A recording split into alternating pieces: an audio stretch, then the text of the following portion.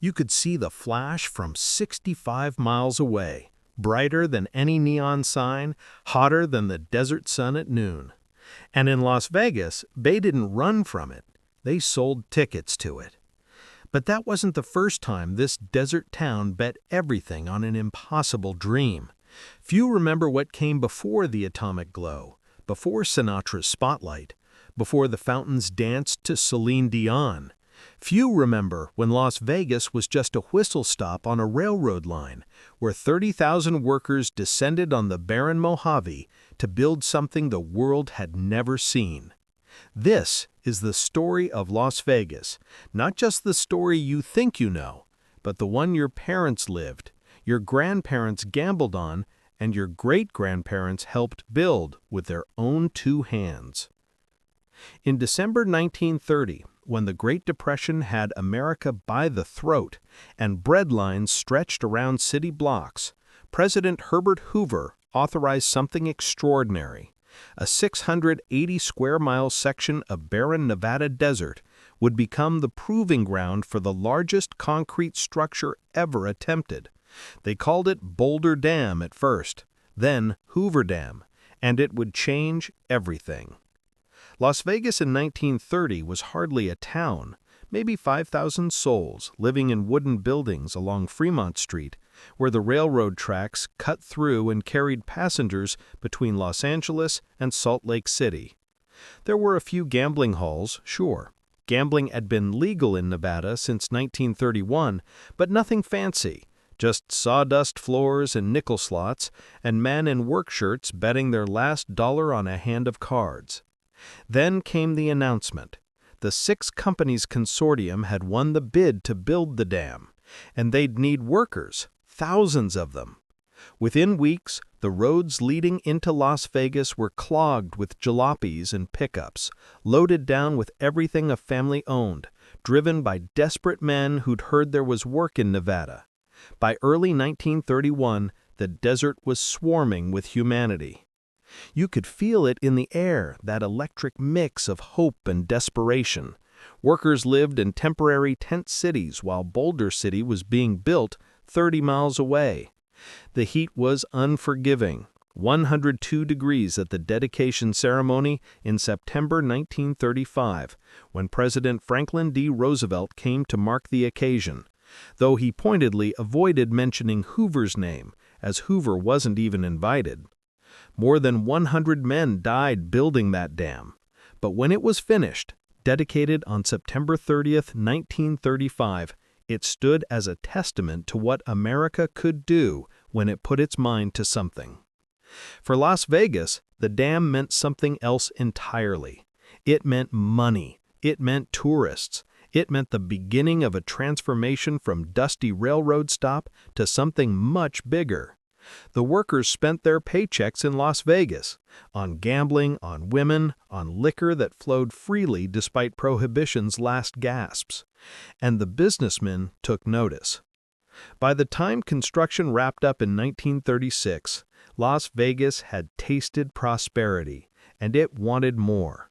Fremont Street, that little dirt road that had been paved for the first time in 1925, was starting to glow with electric signs. The Boulder Club added one of the first major neon spectaculars in 1936, manufactured by a young company called Young Electric Sign Company, YESCO. It was just the beginning. The town that the dam built was finding its identity. It wasn't going to be another Reno. It wasn't going to be another quiet desert outpost. Las Vegas was going to be something new, something America had never seen before. But first, it would have to survive a world war. On April 3, 1941, something happened that would change Las Vegas forever. California hotelier Thomas Hull opened the El Rancho Vegas on Highway 91, a few miles south of downtown. It wasn't in the city proper, it was out in the desert, where land was cheap and there were no rules about how big you could build or how bright your lights could shine. The El Rancho Vegas had 110 rooms, a swimming pool, a restaurant with a dance floor, and a casino that never closed. It was the first true resort on what would become known as the Las Vegas Strip, and it worked. Californians driving to Vegas didn't want to navigate downtown traffic. They wanted to pull right up to their hotel and start having fun. Hull had figured something out that would become the Las Vegas formula. Give people everything they need in one place and they'll never leave. Other properties followed. The Last Frontier opened in 1942. These weren't just gambling halls, they were destinations. They had entertainment, usually a chorus line of dancers, who would become the first iterations of Las Vegas showgirls. The Little Church of the West was built in 1943 as part of the Last Frontier, the first freestanding structure built specifically as a wedding chapel. Even then, Vegas was becoming the place where you could do things quickly, no questions asked. And then came 1946. Benjamin "Bugsy" Siegel didn't look like a gangster. He looked like a movie star. Handsome, well-dressed, charming. He'd come to Las Vegas in the early 1940s on orders from his childhood friend, Meyer Lansky, who'd recognized that Nevada's legal gambling could be a gold mine if you knew how to work it. Siegel had connections, he had money from organized crime, and he had a vision. In 1945, Siegel took over a failing hotel casino project from Billy Wilkerson, a Hollywood insider who'd run out of money. Siegel poured mob money into it, millions and millions of dollars. He wanted it to be luxurious, like the resorts in Miami Beach. He named it the Flamingo, after his girlfriend Virginia Hill, who had fiery red hair and long legs like a flamingo. The budget spiraled out of control. What was supposed to cost $1.2 million ended up costing $6 million. Siegel's investors were furious, convinced he was skimming. They wanted to kill him, but Meyer Lansky convinced them to wait to see if the Flamingo could turn a profit. The grand opening on December 26, 1946 was a disaster. Bad weather grounded planes, so half the Hollywood celebrities Siegel had invited never showed up. The hotel rooms weren't finished, so gamblers who won big just took their money and left, staying at other hotels.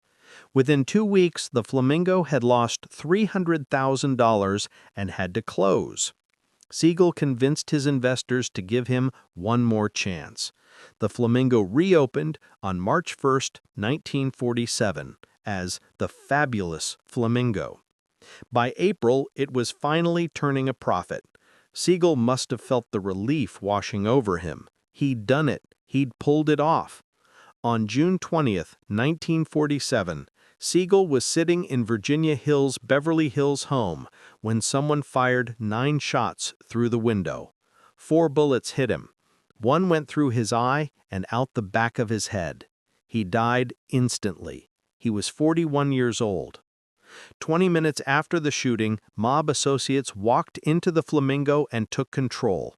The murder was never solved. But the Flamingo lived on. It became the blueprint for every successful Las Vegas casino that followed. Luxurious rooms, big-name entertainment, plenty of gambling, and enough spectacle to keep people talking. Bugsy Siegel didn't live to see it, but he'd helped create modern Las Vegas. The 1940s also saw Las Vegas embrace another identity, the quickie wedding capital. The first standalone wedding chapel had opened in 1933, but the real boom came during and after World War II. Soldiers on leave wanted to marry their sweethearts before shipping out. Californians wanted to avoid their state's 3-day waiting period. In Nevada, all you needed was $77 and a photo ID. The Wee Kirk o' the Heather opened in the early 1940s in the front room of a house built in the 1920s. Graceland Wedding Chapel, originally McKean's Wedding Chapel, started operating around 1939. By the late 1940s, Vegas was performing thousands of marriages a year. In 1953, the London Daily Herald would officially declare Las Vegas the wedding capital of the world. You could get married in the morning and be gambling by noon. You could have Elvis walk you down the aisle, though Elvis himself wouldn't become an icon until the 50s.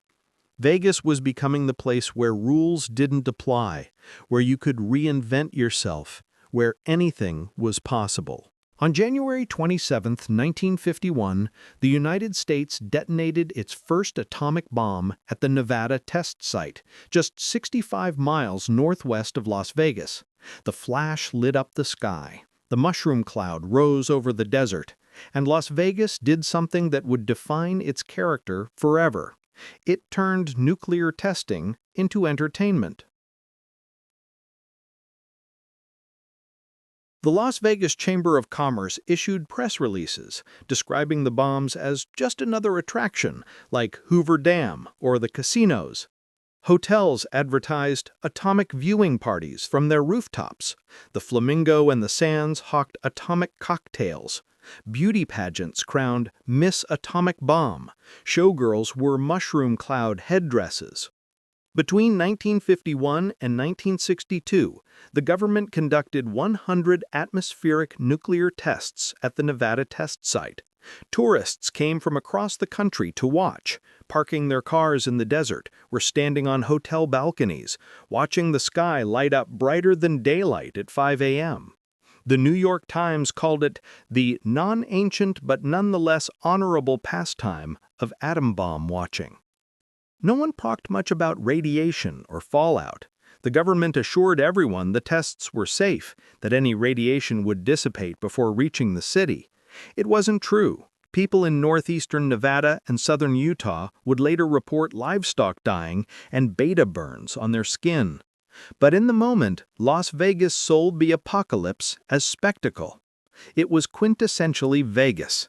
Take something dangerous, something most people would run from, and turn it into the biggest show on earth.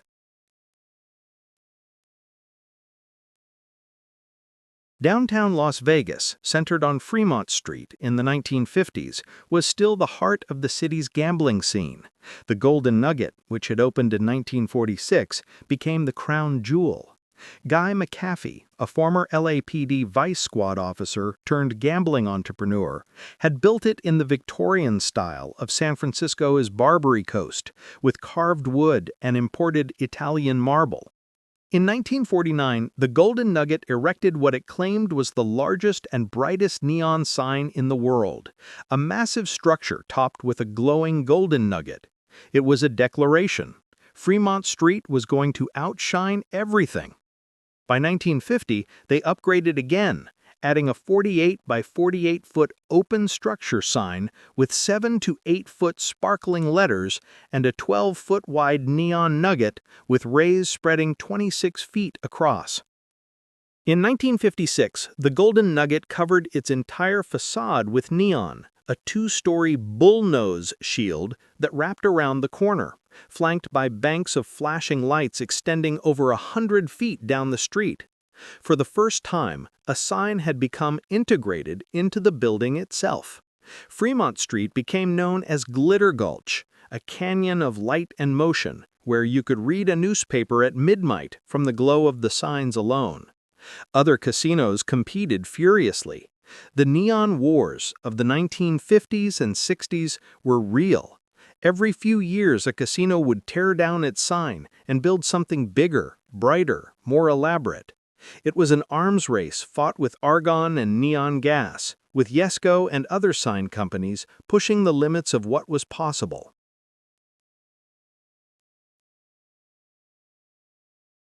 In 1946, El Rancho Vegas owner Belden Cattleman had a problem. People kept leaving his casino at midnight to get something to eat, so he did something radical. He put out a spread of cold cuts, hot foods, and whatever his kitchen could throw together, and he charged exactly $1. He called it the Buckaroo Buffet and advertised it with flyers proclaiming it would appease the howling coyote in your innards. Cattleman didn't expect to make money on the buffet. It was a loss leader, designed purely to keep gamblers in the building. But it worked. Other casinos noticed and copied the idea. By the 1950s, buffets were everywhere in Vegas. They got bigger and more elaborate over the decades. By the 1970s, some buffets had hundreds of items. They became another Vegas signature, another example of abundance and excess. Where else in America could you pay a few dollars and eat as much shrimp, prime rib, and dessert as you wanted? It was the Vegas promise. More than you could ever need, more than was reasonable, more than anywhere else would dare offer.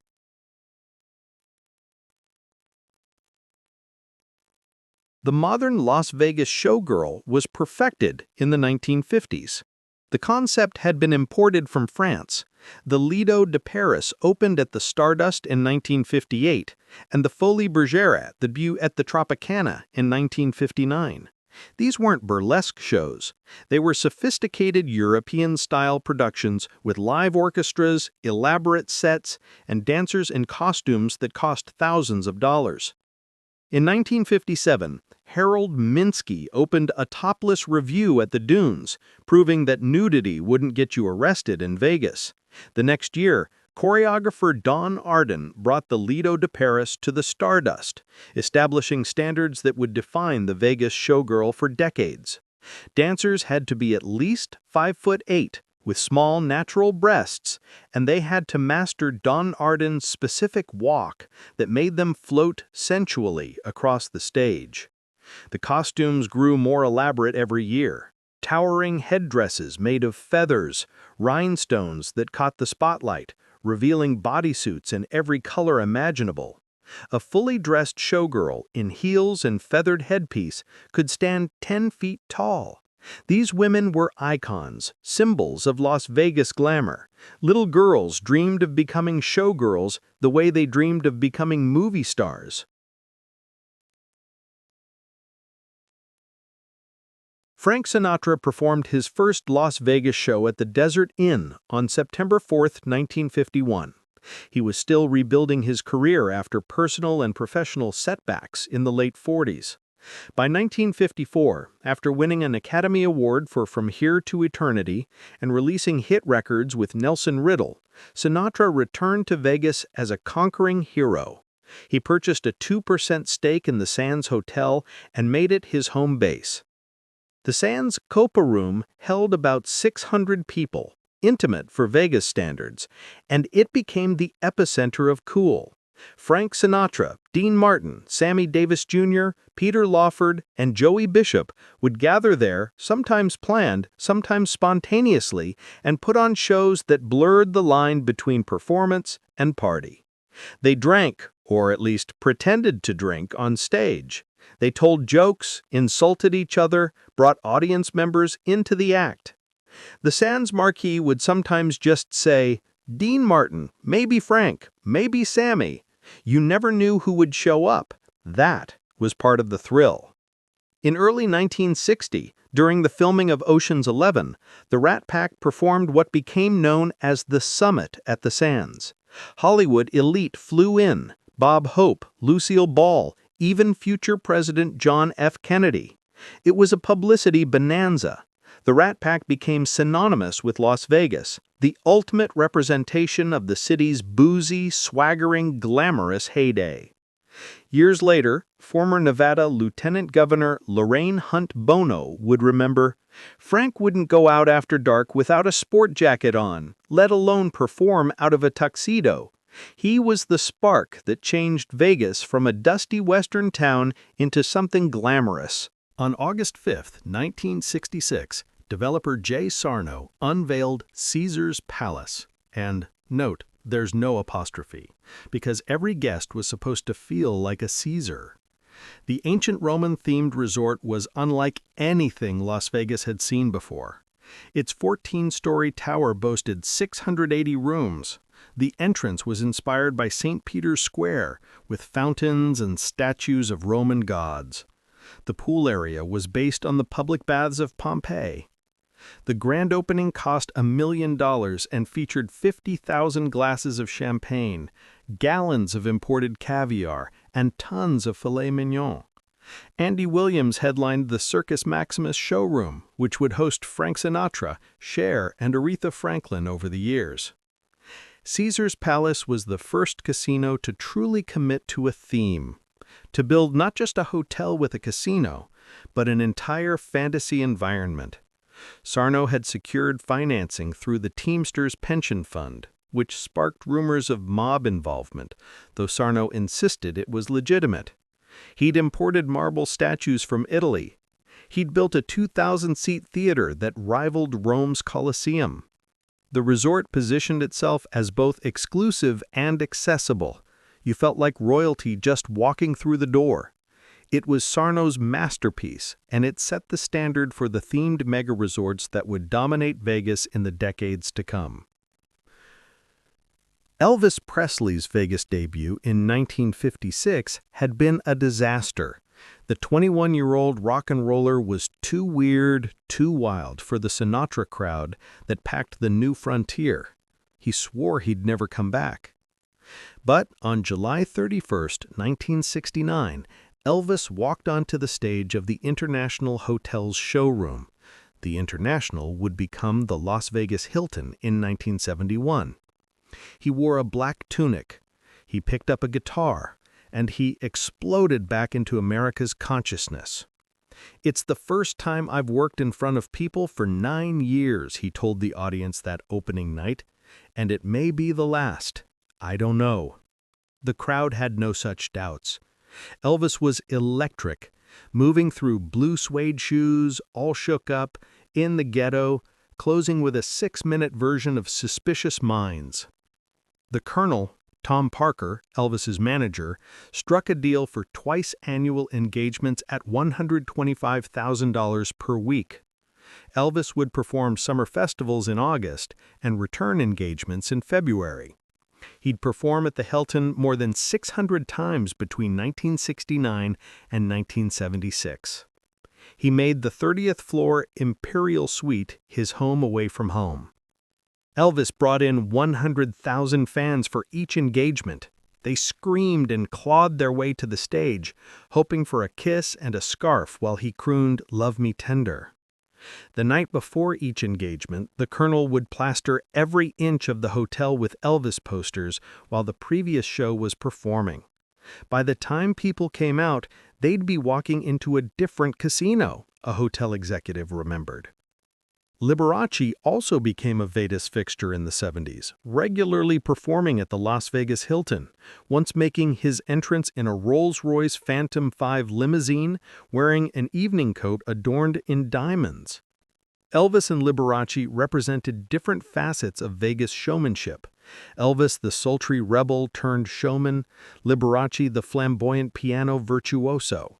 But both understood what Vegas wanted: spectacle, personality, and a show you couldn't see anywhere else. On October 18, 1968, Jay Sarno, fresh off his success with Caesar's Palace, opened something completely different: Circus Circus. While other casinos courted high rollers and lounge lizards, Sarno wanted families. The property featured a massive circus tent structure made of steel and concrete, reaching 90 feet into the air, painted white and hot pink. Trapeze artists and high-wire performers worked above the casino floor. The second floor had a midway with carnival games. Sarno had wanted the performers to be topless, but the Gaming Commission vetoed that idea, though other attractions in the casino were allowed to feature topless women. Opening night drew 26,000 people, but Circus Circus struggled. Serious gamblers were annoyed by the distractions: the performing monkeys, the baby elephants riding an overhead tram, the constant circus acts. Howard Hughes, who owned several Vegas casinos, believed Circus Circus didn't fit with the Strip's upscale image. The casino also made critical mistakes. It charged a $1 admission fee, a Vegas no-no, and it didn't have a hotel. By 1969, Circus Circus was on the verge of losing its gaming license due to undisclosed loans and mounting debt. Sarno resigned, then returned, then eventually sold out. But in July 1972, a 15-story hotel tower opened, financed by a loan from the Teamsters Pension Fund. Circus Circus finally found its footing. It wouldn't be the fanciest place on the Strip, but it would be the most family-friendly, and that turned out to be a sustainable niche. The 1970s also saw the rise of spectacular entertainment. Cirque du Soleil wouldn't arrive until the 90s, but Circus Circus laid the groundwork, proving that Vegas audiences would pay to see world-class performance art alongside their gambling. The Stardust Hotel had opened on July 2, 1958, as the biggest hotel in Las Vegas at the time, with more than 1,000 rooms. In its heyday, it represented the ultimate in luxury and style. The casino was famous for the Lido de Paris show, the first topless French revue in Vegas. When Boyd Gaming bought the Stardust in 1985 and eventually closed Lido de Paris, Siegfried and Roy took over the stage with their show Enter the Night in 1992. But by the early 2000s, the Stardust was outdated. Boyd closed it in 2006. On March 13, 2007, at 2:30 a.m., the Stardust was imploded in a cloud of dust and fireworks. Nearly 50 years of Vegas history fell in seconds.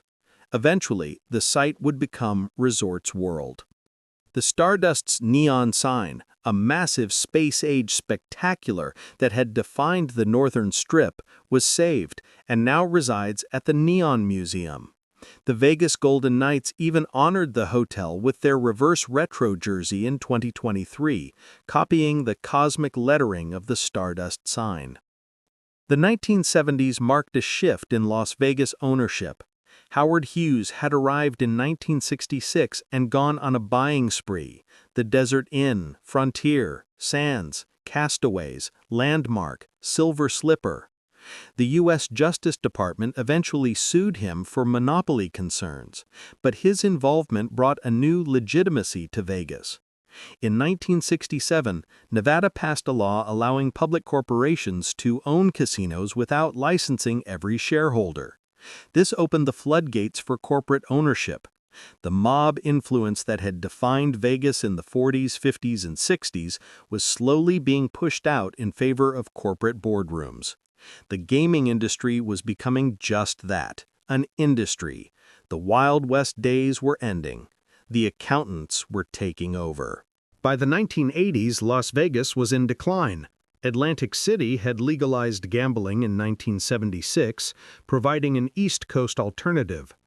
The Strip's properties were aging. The last major resort had opened in 1973, the MGM Grand, later renamed Bally's, now the Horseshoe. Steve Wynn saw opportunity. He'd made his mark in the 1970s by transforming the Golden Nugget downtown into a four-diamond property. In 1986, he purchased the Castaways and nearby property on the Strip, 65 acres total, including a vacant property owned by actress Grace Hayes. Wynn's vision was audacious: build a resort unlike anything Vegas had ever seen, financed not by mob money or the Teamsters, but by Wall Street junk bonds. He needed $630 million, an unheard-of sum. Financier Michael Milken helped himself $525 million in mortgage bonds. It was a gamble worthy of Vegas itself. On November 22, 1989, the Mirage opened its doors. It was the world's most expensive casino resort. It featured a Polynesian theme with a 54-foot volcano that erupted nightly, shooting fire and smoke into the Vegas sky. Inside, there was a tropical rainforest atrium, a dolphin habitat, and white tigers from Siegfried and Roy. Within hours of opening, a casino customer hit a $4.6 million jackpot on a $1 slot machine. Financial analysts had been skeptical. The Mirage needed to make an unprecedented $1 million per day just to cover expenses, but it exceeded all expectations. Las Vegas tourism increased 16% in 1990, one of the largest year-over-year increases in the city's history. The Mirage was the first new resort on the Strip in 16 years, and it changed everything. It was the first mega-resort, the beginning of a building boom that would transform the Strip through the 1990s. Competitors scrambled to match Wynn's vision. On February 1, 1990, just 2 months after the Mirage opened, illusionists Siegfried and Roy began performing in Theater Mirage, a 1,500-seat showroom. They'd signed a $58 million contract, one of the most lucrative in Vegas history. Their show featured white tigers, elaborate illusions, and a level of spectacle Vegas hadn't seen since the Rat Pack days. Siegfried and Roy became synonymous with the Mirage, and the Mirage added a statue of them on the property in 1993. In 1995, the theater was renamed after them. For 13 years, they were one of Vegas's top attractions. Then, on October 3, 2003, during a performance, Roy Horn was bitten on the neck by a 400-pound white tiger named Manticore and dragged off stage. Roy later said he'd suffered a dizzy spell, possibly the start of a stroke, and that Manticore had tried to save him by moving him to safety. Horn was left partially paralyzed. The show closed. Siegfried and Roy had given 5,750 performances at the Mirage. Manticore lived out his days at the resort's secret garden, spared at Roy Horn's insistence. The Mirage's success sparked a building frenzy. The strategy was clear: build bigger, spend more, offer experiences people couldn't get anywhere else. On June 19, 1990, less than a year after the Mirage, Circus Circus Enterprises opened Excalibur, a medieval castle-themed resort at the southern end of the Strip. It cost $290 million and had 3,981 rooms, making it the largest hotel in the world at the time. Opening day drew 30,000 visitors. Excalibur was unabashedly family-oriented. It had a moat, a drawbridge, turrets painted in primary colors. There was a dinner show called Tournament of Kings, featuring jousting knights. There was an arcade for kids. The aesthetic was somewhere between medieval times and Disneyland, more cartoonish than authentic, but that was the point. On October 15, 1993, 2 more mega-resorts opened on the same day. Treasure Island, developed by Steve Wynn next to the Mirage, featured a pirate theme with a live sea battle performed multiple times daily in front of the resort. Actors climbed rigging, engaged in sword fights, and fell into the water in a spectacular free show. That same day, Circus Circus Enterprises opened the Luxor, a 30-story black glass pyramid at the southern end of the Strip. The pyramid featured a light beam shooting from its apex, the most powerful man-made light in the world, visible from space. Inside was the world's largest atrium by volume, 29 million cubic feet. The Luxor had cost $375 million and included 2,526 rooms. Original attractions included a Nile River boat ride that transported guests through Egyptian-themed scenes, and a replica of King Tut's tomb. It was Egypt meets Vegas, which meant everything was bigger, brighter, and less concerned with historical accuracy than with sheer spectacle. By the mid-1990s, Vegas was pivoting again. The family-friendly strategy had worked, but the real money was in luxury. Steve Wynn proved it. In 1993, Wynn acquired the Dunes Hotel for $75 million and had it imploded on national television. On that site, he would build his masterpiece. The Bellagio opened on October 15, 1998, with a construction cost of $1.6 billion, the most expensive resort in Vegas history at that point. Inspired by the village of Bellagio on Italy's Lake Como, the resort featured an 8.5-acre man-made lake in front, with a fountain show choreographed to music. The fountains of Bellagio featured 1,214 water nozzles and 4,792 lights. water shot as high as 460 feet. Shows were performed to songs ranging from Sinatra's Lucky Be a Lady to Celine Dion's My Heart Will Go On. The fountains were designed by Wet Design and cost $40 million, one of the most expensive fountains ever built. The Bellagio also featured a fine art gallery, a botanical conservatory, Michelin-starred restaurants, and an upscale shopping promenade. It was Vegas as high art, a far cry from the nickels and sawdust joints of the 1930s. The Venetian, built on the former site of the Sands, which was imploded in 1996, opened in 1999. Paris Las Vegas, complete with a half-scale Eiffel Tower, opened that same year. Mandalay Bay opened at the southern end of the Strip, built where the Hacienda had stood until it was imploded on New Year's Eve 1996. These weren't just casinos, they were destinations, self-contained cities within a city, where you could shop, dine, see world-class shows, relax at luxury spas, and gamble, all without ever stepping outside. By the 2000s, Las Vegas was dominated by a few major corporations. MGM Resorts International operated multiple properties. Caesars Entertainment owned a portfolio across the Strip. These weren't mob-run operations or family businesses. They were publicly traded companies with shareholders and quarterly earnings reports. The emphasis shifted increasingly toward non-gaming revenue. By the mid-2000s, casinos were making more money from restaurants, nightclubs, shopping, and shows than from gambling itself. The casino floor was just one attraction among many. Buffets, which had been a Vegas signature since the 1940s, evolved into upscale affairs. Some charged $50 or more per person and featured international cuisines, made-to-order stations, and Alaskan king crab legs piled high. The days of the $1 Buckaroo buffet were long gone. The 2008 financial crisis hit Vegas hard. Steve Wynn's City Center project, a massive mixed-use development that was, at the time, the world's largest construction site, suffered over $1 billion in write-downs. Tourism declined. Several major projects were put on hold or canceled. But Vegas adapted. It always had.